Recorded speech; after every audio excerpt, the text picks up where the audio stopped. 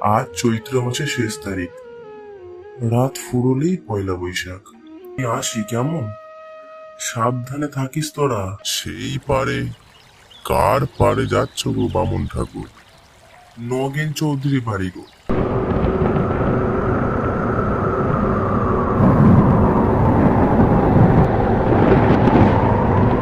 এই রে, ধরানোর সময় পেল না। ওইদিকে আবার মাঝিটাকেও দেখতে পেলাম না।